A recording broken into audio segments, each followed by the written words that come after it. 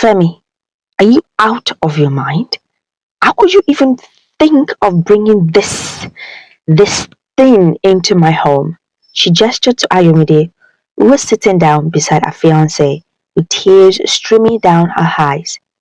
Femi, the man she had been dating for the past 1 year and a half, proposed to her last week, and she couldn't be happier. He loved her, and she loved him.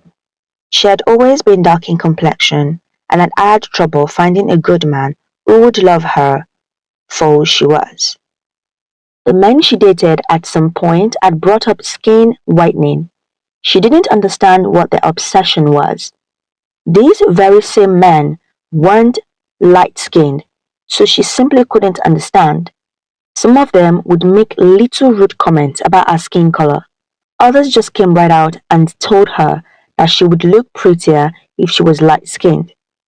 But she was a woman who already knew how beautiful she was. She knew she didn't have to whiten her skin. Her last boyfriend had given her an ultimatum to whiten her skin or he was going to break up with her. She chose to break up with him. Yes, it hurt, especially when all of her friends were already married or were heading in that direction, and she was single and searching. So when she met Femi, she couldn't believe her luck that such a man who didn't ask her to bleach her skin, who praised her beauty every second, and who treated her like a queen. This was a man she would go to heaven and back for. So she was really taken aback when they went to meet his mother to tell her of their good news of getting engaged.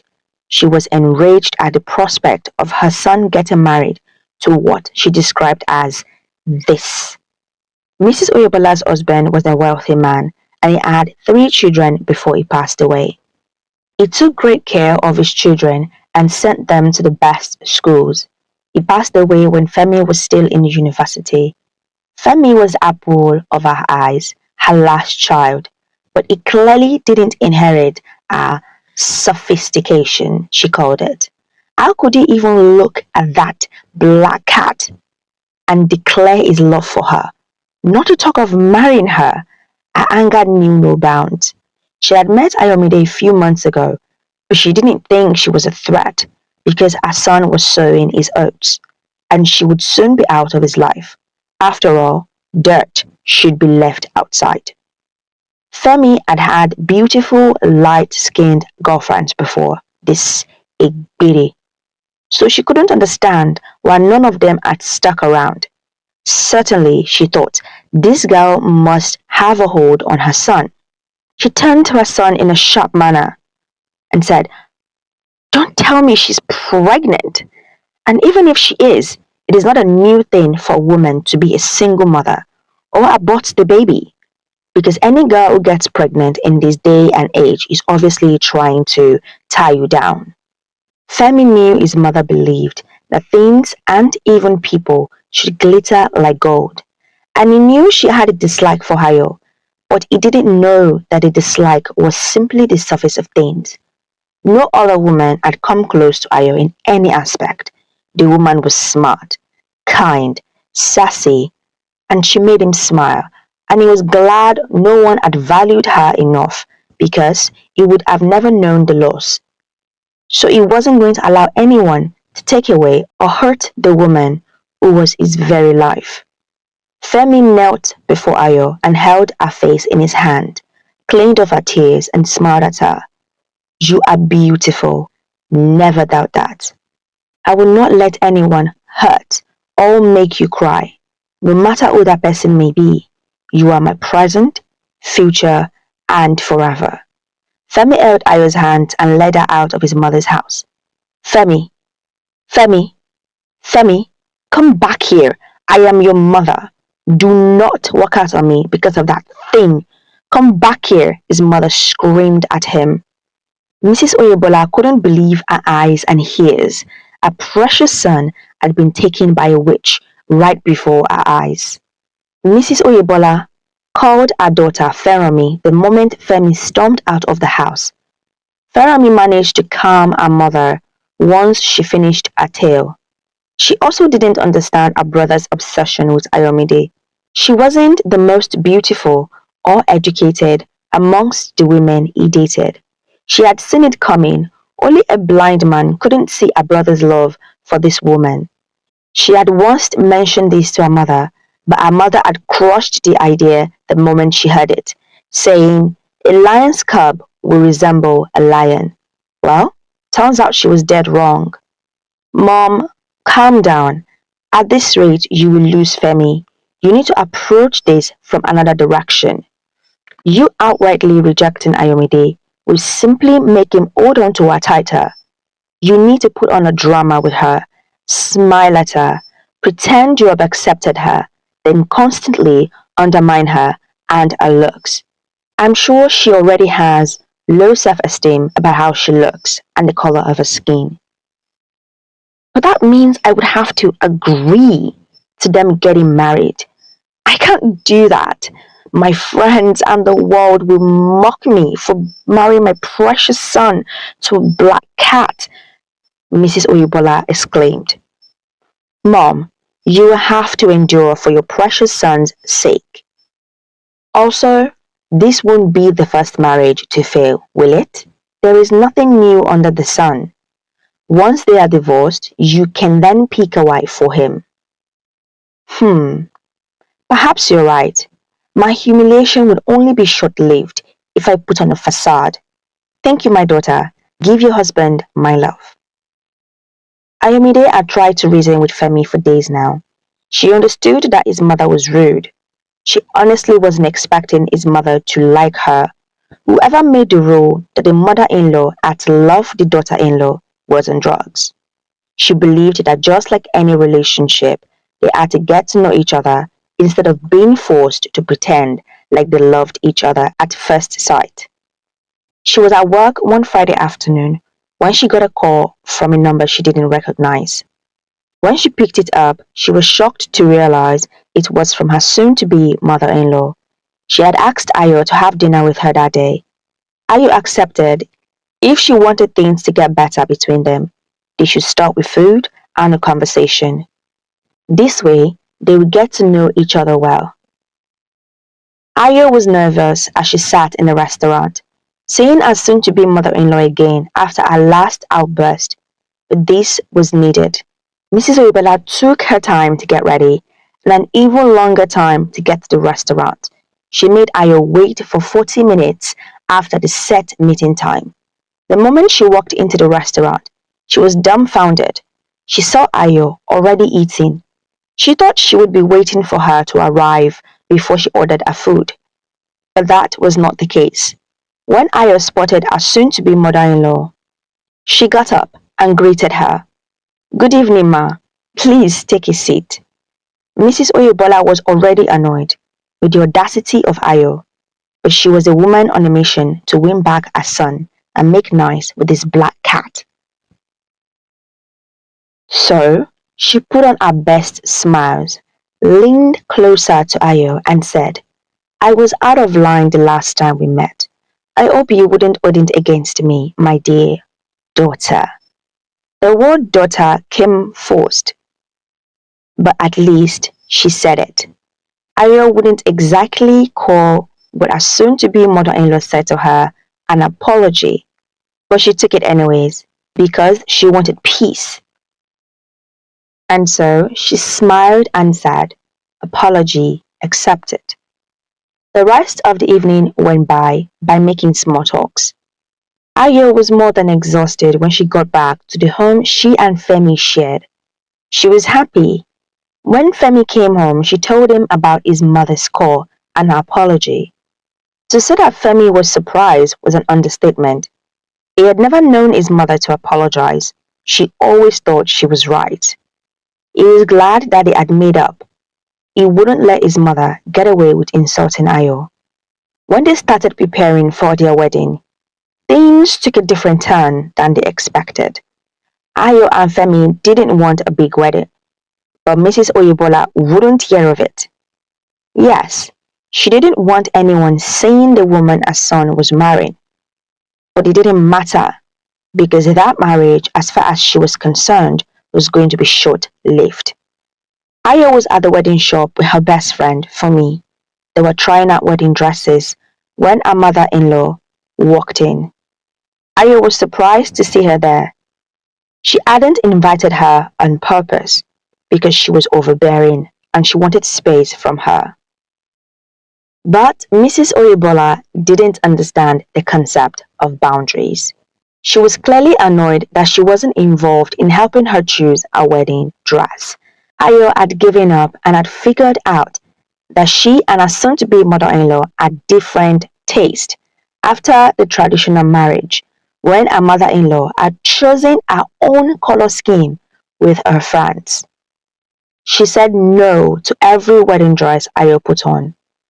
Fumi was irritated with this woman who thought she knew best, and it was her duty as the maid of honor to get rid of any pest in the bride's way, even if that was the groom's mother.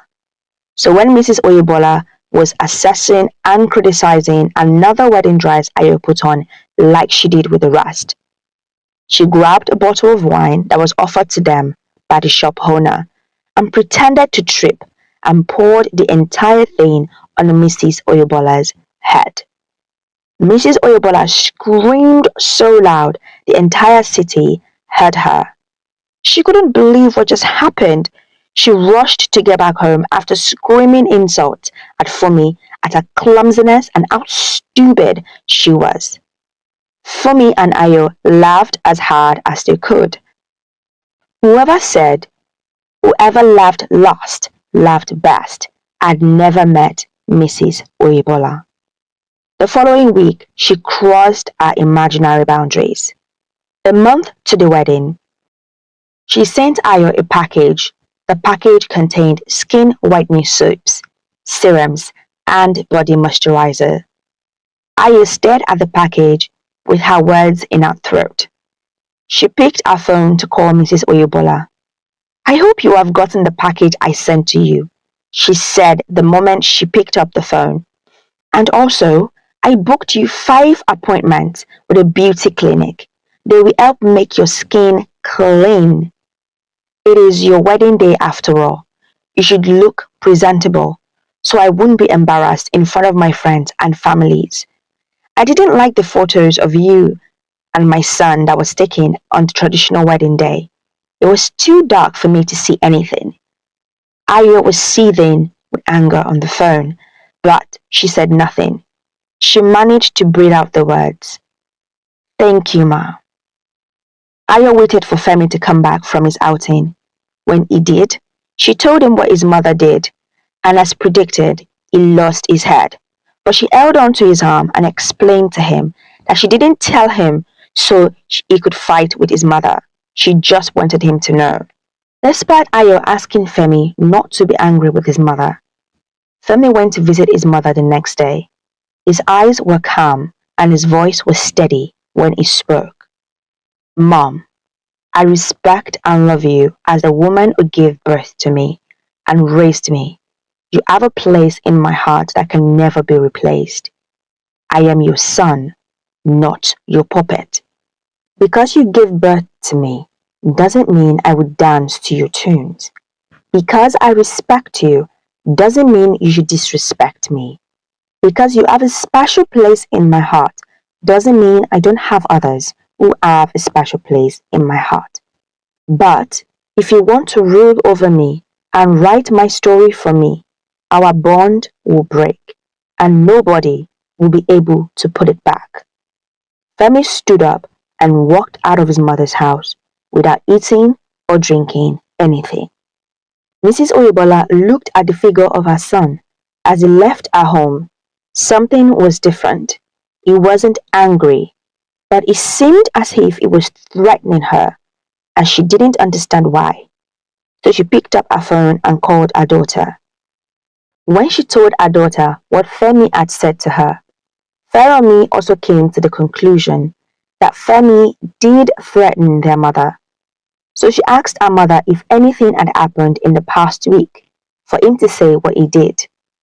Mrs. Oyebola then told her how she sent Ayo the skin whitening package. "Oh, Mom, what did you do?" Feromi said. "I asked you to be discreet.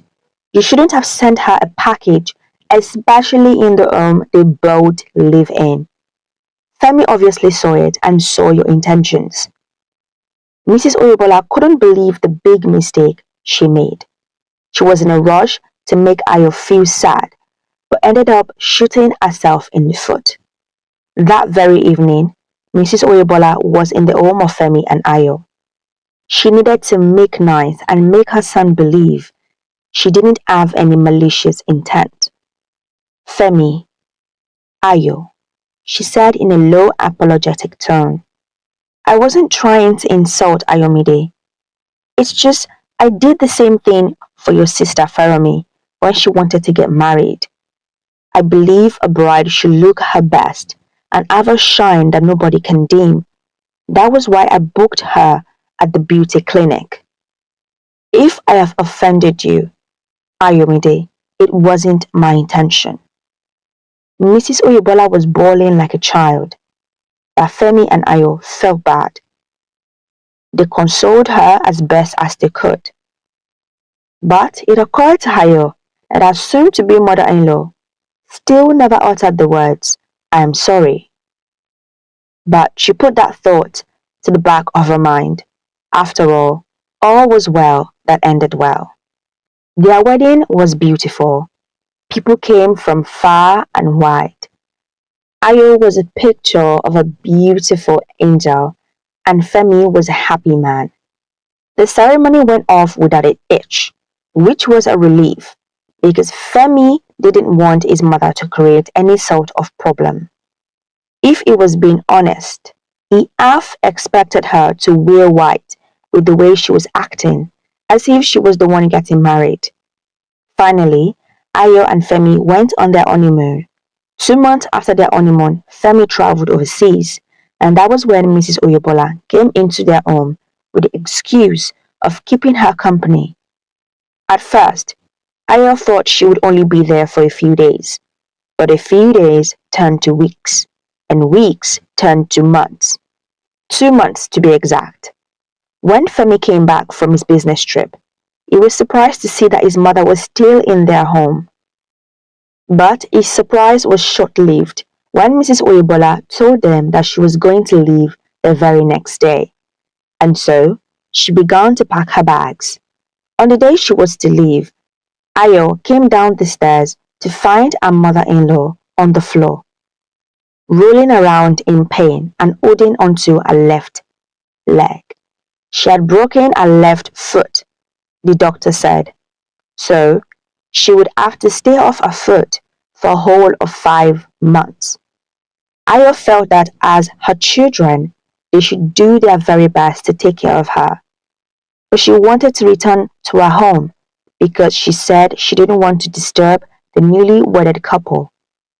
But Femi and Ayo insisted she stay with them. When Mrs. Oyebola was alone, she called her daughter and said, It worked. I am going to do my best to ruin this marriage and keep my son from having a child with that black cat. It was a Saturday morning when Ayo heard the doorbell ring.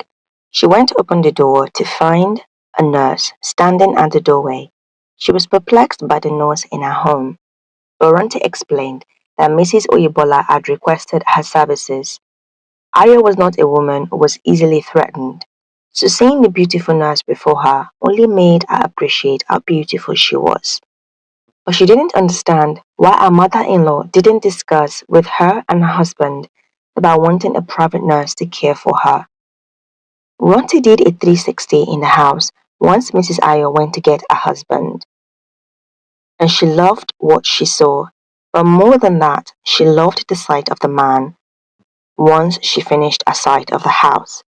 Femi was also surprised to see the nurse, since his mother didn't mention anything about it to him, but he was secretly glad that she would have a professional to help her, because he saw how much of a toll it took on Hayo and even himself whenever he helped her. It wasn't easy to care for a disabled person. Ronti thought the man before her was a fine piece, and he was rich. That was the cherry on top of the cake. The house wasn't bad to live in. He had a wife, but what man doesn't come with a baggage? They all eventually fell for her, and Mr. Femi would be no exception, she thought. Mrs. Oyebola's doctor had told her that Ronti was one of the best nurses out there, and she was glad she was able to book her. She was going to be with her 24/7, which was a service she wasn't getting from her so-called daughter-in-law. She didn't understand why she had to work. Her son was rich, and that wealth wouldn't disappear anytime soon. But she was glad Ronti was there. She was beautiful and kind, and she did her job to the T. Mrs. Oyebola had a goal in mind, and that was to end her son's first marriage. The first step was to make sure Ayo doesn't get pregnant. And so, she called Ronti to her room one evening. She knew that no matter how kind someone was, money was the root of all evil.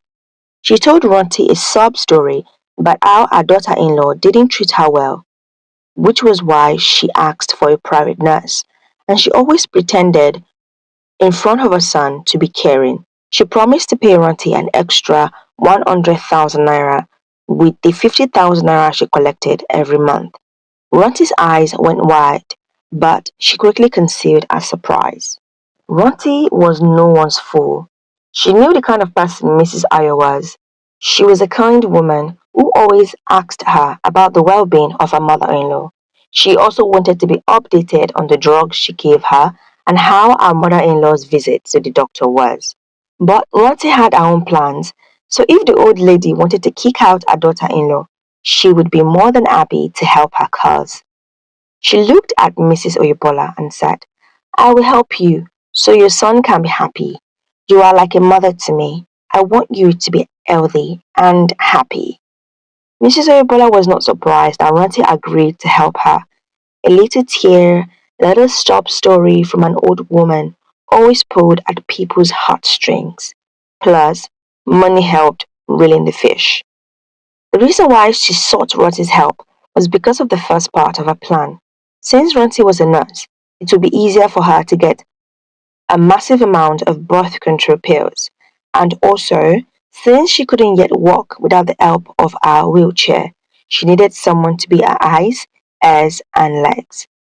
Runty worked for her money and her interest. She would wake up earlier than everyone in the house and make fruit juice for the whole house. And with this, she would put the crushed birth control pills in Ayo's juice. This went on for weeks, and they didn't seem to stop there. Ranti was doing her part, and then some. She would talk to Femi every and any chance she got. It was easy for her to form a sort of bond because the man wanted to know about his mother's health, and she used that as a stepping stone. Although she couldn't get farther than that, but it still gave her a chance for him to speak and look at her. Ayo didn't feel any different for weeks, while her mother-in-law had been drugging her with birth control pills. Only that she felt drowsy at times, and her breasts sometimes hurt. But she thought that perhaps it was her own birth control pills that was acting up. She and Femi had decided to have kids 2 years after their wedding. They had tried IUD, but it hadn't sit well with her body, so they used birth control pills and protection. Of course, Mrs. Oyebola wasn't aware of this. One day, Ayomide fainted when she was at work. She was rushed to the hospital and her husband was called. The doctor warned her to take it easy with taking too much birth control pills. She was confused. She only took it once every day and no more than that. Perhaps you forgot you had taken it, then took it again, the doctor said. Ayomide was perplexed. She didn't think too deeply about it. Perhaps she had taken too much by mistake. And so, she forgot all about it. When Mrs. Oyebola heard about what happened to Ayo, she reduced the dosage of the pills. On the day Ronti was off duty, Mrs. Oyebola had tried to use a crutch but couldn't, so she fell off the bed. Ayo, hearing her mother-in-law fall, rushed to help her. It occurred to her that this accident could happen again, and so she consulted with her husband and they decided to install a security camera, but small enough so no one could detect it. Femi didn't tell his mother about it because she would refuse and they wanted to make sure she was alright when they couldn't be there physically. At least they could watch her on any device and make sure she was okay. Mrs. Oyebola hadn't made any headway in her plans to break her son's marriage. But then she realized that there was a certain anxious woman who lived in this house, except her daughter-in-law, and that was Ronti. Perhaps it was time to introduce the other woman into her son's life. After all men loved beautiful women. Mrs. Oyebola had Ronti add 3 pills to her daughter-in-law's juice. She did this because she wanted to carry out her next plan. After taking the juice the next morning, Ayomide felt weak the entire day, so she decided to stay home and rest. When Femi came back home, Ayo was fast asleep, and Ronti came to welcome him. He was uncomfortable, not because she was in his home, she was supposed to be there. It was the way she dressed and the way she smelled. She was dressed in a short, tight dress, and she was wearing too much makeup. But it was the perfume that she was wearing that made him uncomfortable. It smelled so much like his wife's. At first, he couldn't find his words, but the moment she moved closer to him, he uttered his first sentence since he came home. "Good night," he said, leaving a shocked Ronti standing in the living room with no idea what to do with herself. Ronti was livid the moment she got to the safety of her room. She began to throw things. She couldn't believe this man had rejected her. She was light-skinned, beautiful, and she wasn't wearing a lot of clothes. She didn't understand why he had preferred to go to his sick wife instead of him to come to her. The old woman's plan had not worked. But just like Satan, she would tempt him again and again until he gave in. And so, she tried, day after day and after day. But there was only so much a man could endure. Finally, Femi was annoyed at this woman's audacity, yelled at her because of her repeated attempts, and fired her on the spot. Went around to Mrs. Oyebola and told her what had happened. Mrs. Oyebola was sure her son would look at Ronti's way. Ronti turned sour and angry at the audacity of Femi to reject her time and time again. She turned to Mrs. Oyebola and demanded she compensate her for her humiliation and her loss of job, but she was going to tell her son everything they had done. Mrs. Oyebola was angry, but she knew Ronti was money hungry and she needed to keep her secret for as long as she could. So, she gave Ronti 50,000 naira. But Ronti was appalled at this amount. She knew she could afford to give her more than that. And so, she asked for more. Mrs. Oyebola gave her an extra 100,000, but this wasn't enough. Mrs. Oyebola had had enough of this street rat and told her that even if she had told her son what they were doing, yes, her son would be angry with her, but she would lose her license to be a nurse. So she should take what was given to her, or she can say goodbye to her career. Ranti reluctantly accepted the 150,000 naira given to her. She had decided she wouldn't leave just like that. So the next morning, before anyone could wake up, she packed her things and went into Mrs. Oyebola's room and took some of her jewelry while she was sleeping and left the house, never to be seen again. Femi told Ayo what had happened. Ayo couldn't believe it. She liked Ranti. She didn't know the woman had crossed her boundaries not once, but apparently 3 times. But she was also upset with Femi because he didn't tell her when it had happened the first time. He apologized for his bad decision in keeping it from her when it happened the first time. And Ayo forgave Femi after he pled with her. Mrs. Oyebola's leg was getting better. It had been 3 months since she had been using a crutch to walk, and she was getting better at using it. But right now, she was more preoccupied with looking for a jewelry set her late husband had given her for her 30th birthday. It was her favorite. She told Ayo and they both searched for it, but they didn't find it. But then Mrs. Oyebola thought, what if Ronti had stolen them? She didn't tell Ayo her thoughts because then everything they had done would be out in the open. Ayo couldn't stop thinking about the stolen jewelry and how much it meant to her mother-in-law. Then she remembered the CCTV cameras that were installed. They were so small that she forgot they were even there. So she searched and watched hours and hours of footage. Then She saw a footage of Ronti adding something to her juice, and she seemed to do it every day. She was confused. It was in powder form and in a container. Then she watched more footage and found Ronti stealing her mother-in-law's jewelry. But before that, she found one of her mother-in-law and Ronti planning to put birth control pills into her juice and also planning to seduce her husband to get Ronti into his bed.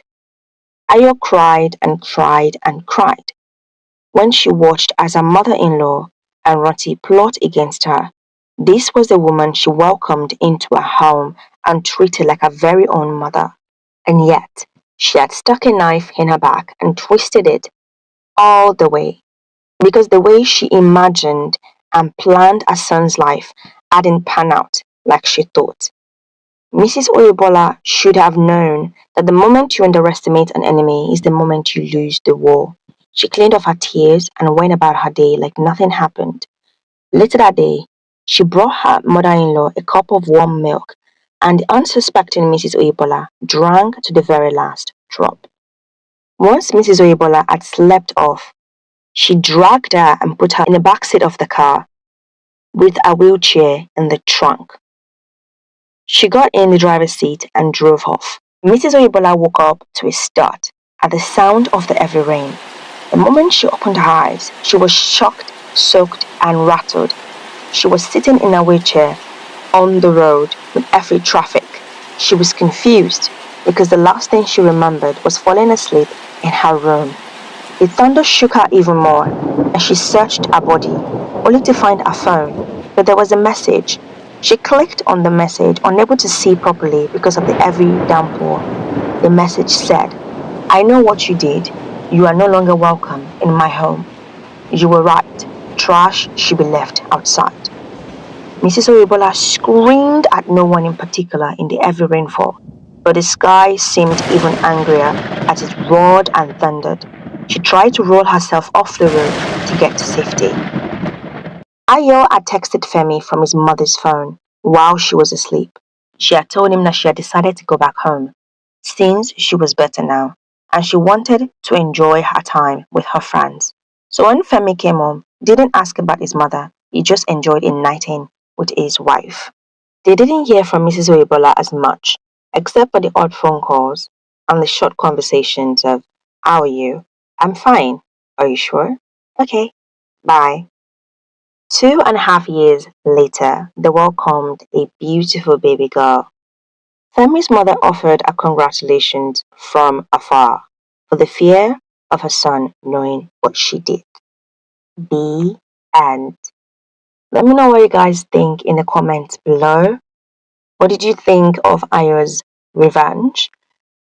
Let me know what you guys think about how Ayo handled this situation, and if you think Mrs. Oyebola deserved something even worse. Let me know your thoughts down below. Thank you for watching. Don't forget to subscribe, like, and share this video.